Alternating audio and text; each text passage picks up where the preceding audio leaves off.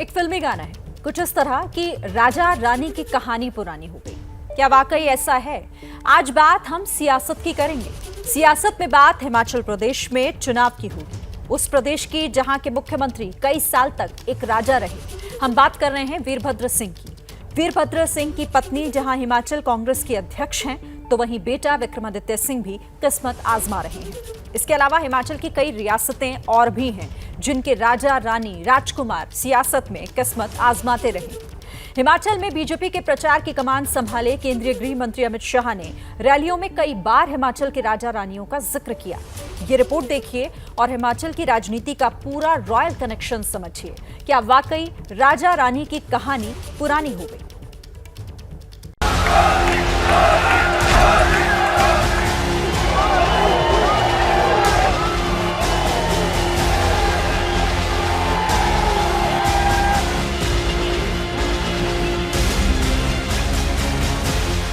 हिमाचल की सर्द हवाओं में इन दिनों ऐसी ही सियासी तपिश है। करीब हफ्ते भर बाद चुनाव जो होने हैं, कौन जीतेगा, किसे शिकस्त मिलेगी, फैसला महीने भर बाद होगा। अभी तो जोर आजमाइश का दौर है, इसलिए यूपी से लेकर दिल्ली तक से बड़ी बड़ी गाड़ियों के काफिले हिमाचल की सरपीली सड़कों पर सर्राटे से दौड़ रहे हैं। गृह मंत्री अमित शाह भी हिमाचल में लगातार रैलियां कर रहे हैं। भारत माता की। राजा रानी की कहानी भी सुना रहे हैं। अरे हिमाचल वालों, लोकतंत्र आया है, अब राजा रानी का जमाना नहीं रहा, जनता का जमाना आया है। हिमाचल प्रदेश में चुनाव प्रचार के दौरान अमित शाह ने अपनी कई रैलियों में राजा रानी का जिक्र किया, तो निशाना कहीं न कहीं हिमाचल के उन शाही घरानों की तरफ था जिनकी रियासत सियासत के मैदान में भी धाक जमाती रही है। लिहाजा डिटेल में जाने से पहले हिमाचल की रियासतों को समझना होगा। 15 अप्रैल 1948 को 30 छोटी बड़ी रियासतों और ठकुराइयों को मिलाकर हिमाचल का गठन किया गया। तब हिमाचल में 4 जिले थे, इनमें मंडी, महासू, चंबा और सिरमौर शामिल थे। 25 जनवरी 1971 को हिमाचल को पूर्ण राज्य का दर्जा दिया गया। आजादी के बाद हिमाचल में रजवाड़े खत्म हो गए, लेकिन शाही खानदानों की सियासी ख्वाहिश खत्म नहीं हुई। इनमें सबसे बड़ा नाम है वीरभद्र सिंह। हिमाचल प्रदेश की राजनीति राजा वीरभद्र सिंह के बिना अधूरी है। आजाद भारत में राजशाही प्रथा समाप्त होने के बाद राजगद्दी संभालने वाले राजा वीरभद्र सिंह कृष्ण वंश के 122वें राजा थे। वो इसी रामपुर बुशहर के शाही परिवार के वंशज थे।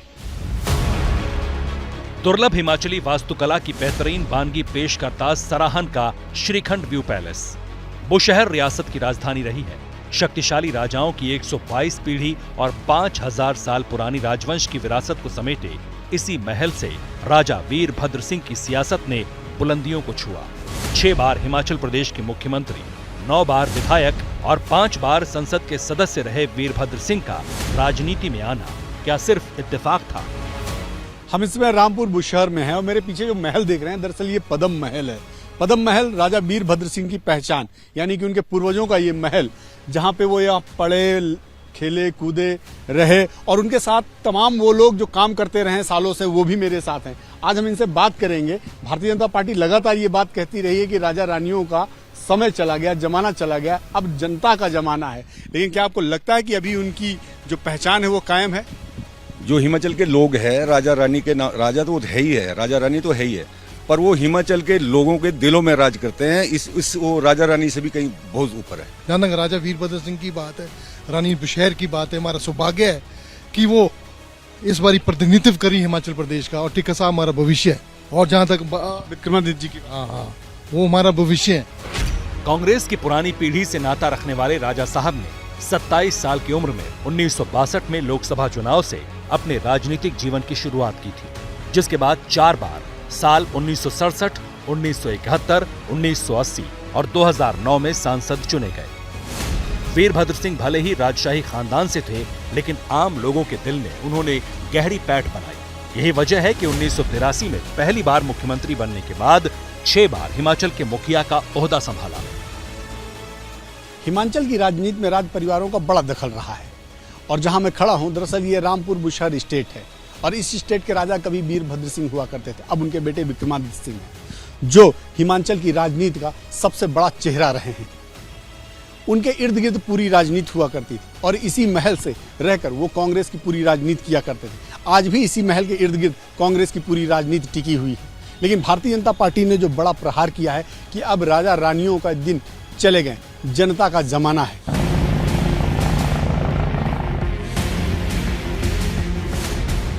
विक्रमादित्य सिंह को आमतौर पर लोग टीका यानी राजकुमार कहकर बुलाते हैं।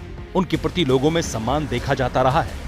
लोगों का मानना है कि वीरभद्र सिंह के वंशज प्रदेश को नई दिशा देने की ताकत रखते हैं। 2017 में विक्रमादित्य सिंह ने शिमला ग्रामीण सीट से चुनाव लड़ा और जीत हासिल की थी। बीजेपी के प्रमोद शर्मा को 4,850 वोटों से शिकस्त दी थी। शिमला ग्रामीण सीट पर ब्राह्मण और राजपूत वोटर्स का दबदबा है। पहले ये सीट शिमला विधानसभा के तहत ही थी। 2008 में परिसीमन के बाद शिमला ग्रामीण सीट वजूद में आई। तब से यहाँ 2 बार चुनाव हुए और दोनों बार कांग्रेस जीती। लेकिन इस बार बीजेपी इस सीट पर कड़े मुकाबले में है, तो दूसरी तरफ आम आदमी पार्टी ने मुकाबले को और दिलचस्प बना दिया है। इस दफा भी विक्रमादित्य सिंह इसी सीट से मैदान में है। बीजेपी ने इस सीट पर रवि मेहता को मैदान में उतारा है, तो पहली बार मैदान में उतरी आम आदमी पार्टी ने प्रेम कुमार पर दांव लगाया है। कांग्रेस आ रही है। हाँ बिल्कुल आ रही है। आप लोगों का बोर्ड जहां मैं देख रहा हूं वहां एक ही स्लोगन लिखा हुआ है, कांग्रेस आ रही है। बिल्कुल आ रही है, पूरी बहुमत के साथ आ रही है, पूर्ण बहुमत के साथ आ रही है। ऐसा भी नहीं है कि 36-37 आ रही है, वरना ईडी सीबीआई को भेज देंगे। हिमाचल में सरकार बदलने का सिलसिला रहा है। बीजेपी हिमाचल की चुनावी सियासत की इसी रवायत को तोड़ने के लिए पूरा जोर लगा रही है। गृहमंत्री अमित शाह, बीजेपी अध्यक्ष जेपी नड्डा समेत यूपी के सीएम योगी आदित्यनाथ हिमाचल में रैलियां कर रहे हैं। प्रधानमंत्री मोदी खुद हिमाचल जाने वाले हैं। ऐसे में वीरभद्र सिंह की सियासी विरासत को कितनी टक्कर मिलेगी, ये तो 8 दिसंबर को ही पता चलेगा। फिलहाल बात एक और राजघराने की करते हैं। राजा वीरभद्र सिंह की ही तरह हिमाचल की राजनीति में एक और राजघराने की तूती बोलती है। ये राजघराना है राजा अनिरुद्ध सिंह का, जो इस बार चुनाव लड़ रहे हैं। विक्रमादित्य की तरह अनिरुद्ध सिंह की सीट पर भी इस बार कड़ा मुकाबला देखने को मिल रहा है। अनिरुद्ध सिंह हिमाचल की कोटी रियासत के वारिस हैं। 2012 से ही कांग्रेस के टिकट पर कुसुम्पटी विधानसभा सीट पर जीत हासिल करते रहे हैं। देश का नेता कैसा हो, विधायक बनने से पहले जिला परिषद के अध्यक्ष भी रहे। अनिरुद्ध सिंह इस बार भी कुसुम्पटी सीट से मैदान में है, जहां उनका मुकाबला बीजेपी के सुरेश भारद्वाज और आम आदमी पार्टी के राजेश चनाना से है। खास बात यह है कि इस सीट पर बीजेपी के साथ ही आम आदमी पार्टी भी पूरा जोर लगा रही है। अनिरुद्ध सिंह को वीरभद्र विरोधी खेमे का माना जाता है। इलाके के लोगों में मान्यता है कि चुनाव में उतरने पर हर परिवार को उन्हें एक वोट देना ही पड़ता है, नहीं तो देवदोष का सामना करना होगा। क्या लगता है कि तीसरी बार भी विजय पताका आपके नाम रहेगी? देखिए, चुनाव होता है। वो जहाँ तक भारद्वाज जी की सुरेश भारद्वाज जी की बात है, वो 1990 में उन्होंने पहला चुनाव लड़ा है। चार बारी वो जीते हैं, प्रदेश के भाजपा के अध्यक्ष रहे हैं। लेकिन उसके बावजूद जो है श्री अमित शाह जी, जो हमारे गृह मंत्री हैं देश के, उनको कुसुम्पटी में रैली करनी पड़ गई अलग उनके लिए। आप समझ सकते हैं कि हमारी पोजीशन और हमारे जो बुजुर्गों का आशीर्वाद है और युवाओं का साथ है, उससे कितना घबराए हुए हैं। वो शहर और कोटी की तरह ही चंबा राजघराना भी राजनीति में पीछे नहीं है। मौजूदा वक्त में आशा कुमारी चंबा राज परिवार की सियासी विरासत को आगे बढ़ा रही हैं। आशा कुमारी डलहौजी सीट से चुनाव जीतती रही हैं, साथ ही ऑल इंडिया कांग्रेस कमेटी की सचिव भी हैं। चंबा राजघराने का छत्तीसगढ़ की सरगुजा रियासत से गहरा नाता रहा है। सरगुजा रियासत की राजकुमारी आशा कुमारी हिमाचल प्रदेश के चंबा राजघराने की पुत्रवधू हैं। छत्तीसगढ़ सरकार में health minister TS Singhdeo Asha Kumari के भाई। आशा कुमारी के पिता एमएस सिंह मध्य प्रदेश सरकार के चीफ सेक्रेटरी थे। उनकी माता देवेंद्रा कुमारी भी मध्य प्रदेश सरकार में कैबिनेट मंत्री रह चुकी हैं।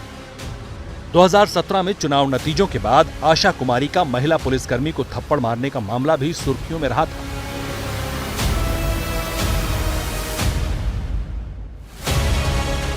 इस बार भी आशा कुमारी डलहौजी से मैदान में है और मुकाबला बीजेपी के धविंदर सिंह के साथ ही आम आदमी पार्टी कैंडिडेट मनीष सरीन से है। जुंगा रियासत के वीर विक्रम सेन की पत्नी विजय ज्योति सेन ने 2012 में कुसुम्पटी से निर्दलीय चुनाव लड़ा, लेकिन कामयाबी नहीं मिली। पूर्व मुख्यमंत्री वीरभद्र सिंह की पत्नी प्रतिभा सिंह का मायका भी इसी रियासत में है। ऐसा नहीं है कि हर रियासत ने राजनीति की पथरीली राह पकड़ी हो। हिमाचल के कई राजघराने सत्ता की चकाचौंध से दूर रहे हैं। कटोच घराने से रानी भाग्यवती राजनीति में खास जगह नहीं बना पाई। यही हाल कुटलैहड़ के पाल परिवारों का भी रहा। बिलासपुर से राजा नंदचंद विधायक रहे, लेकिन खानदान में इस विरासत को आगे नहीं बढ़ा पाए। मंडी के सेन परिवारों के वंशज भी सत्ता की चकाचौंध से दूर ही रहे। नालागढ़ रियासत के राजा विजेंद्र सिंह ने कांग्रेस से राजनीति शुरू की थी। अब उनके बाद कोई सदस्य राजनीति में सक्रिय नहीं है।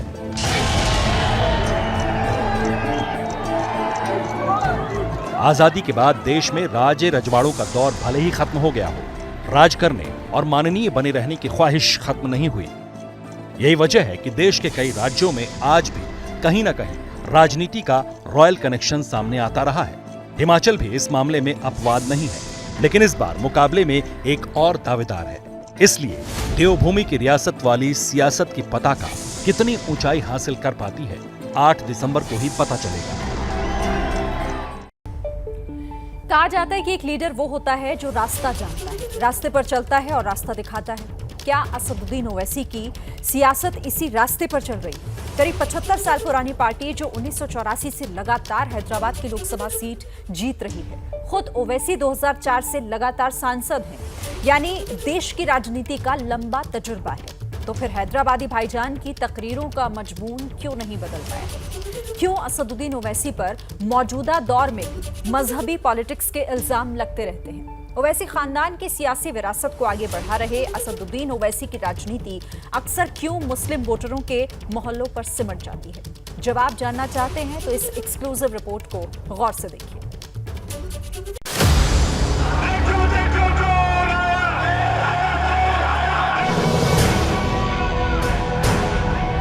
मैं अगर गुजरात को आया हूं तो एक ही मकसद है, आप नेता बने। वोटरों से मोहब्बत है, कोई डरने की जरूरत नहीं है। भारत के मुसलमानों, विरोधियों से अदावत है। मजलिस पर इल्जाम लगाते हैं कि मजलिस सिर्फ जज्बाती बातें करती है। राजनीति की रवायत है या फिर हैदराबादी भाईजान की कोरी सियासत। मेरी इस बात को ज़हन नशीन कर लो मुसलमानों कि भारत की राजनीति में अब तुम्हारी कोई अहमियत नहीं है। एक दिन असदुद्दीन ओवैसी मरेगा, जब तुम क्या करोगे? तुम याद रखो, हम जब तक अल्लाह हमको जिंदा रखेगा हम अपने मजहब पर चलेंगे।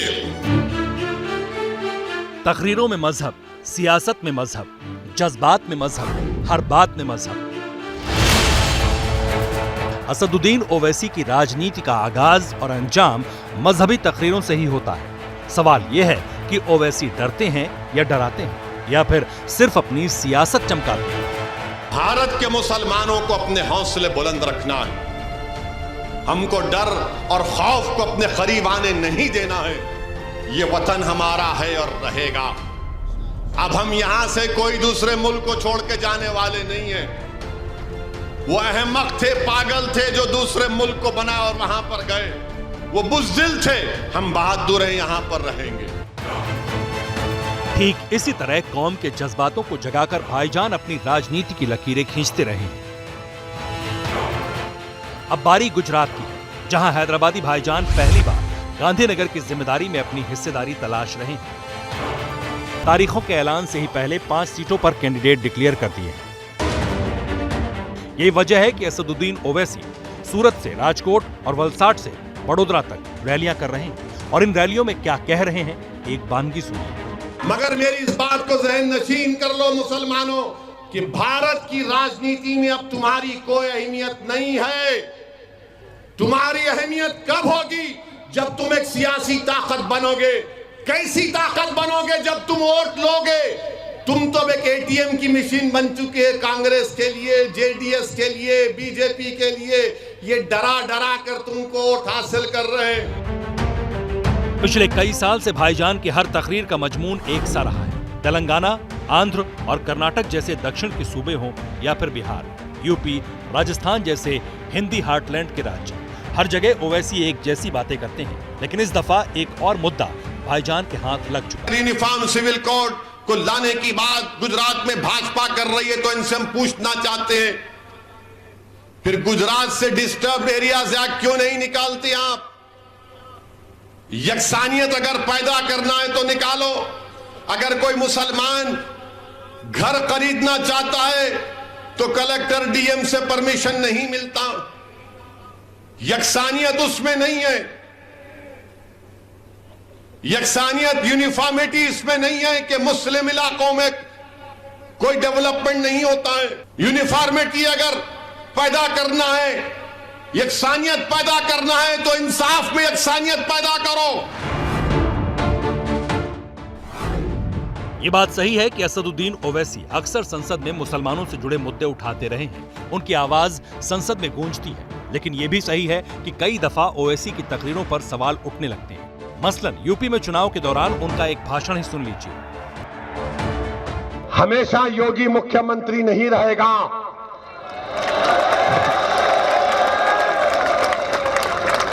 हमेशा मोदी प्रधानमंत्री नहीं रहेगा, और हम मुसलमान वक्त के एतबार से खामोश जरूर हैं, मगर याद रखो हम तुम्हारे जुल्म को भूलने वाले नहीं हैं। जैसे ही घड़ी का काटा दोपहर 2:30 पे आए, बबीता जी का दिल सास बहू साजिश के लिए मचल जाए। और ये है इनकी बहू, पूरे दिन ऑफिस की टेंशन हो जाए गॉन जब ये करें अपना फेवरेट शो फ्री टाइम पे ऑन।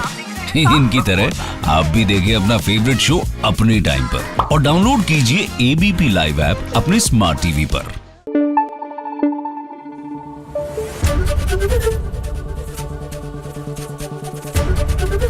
एबीपी न्यूज आपको रखे आगे।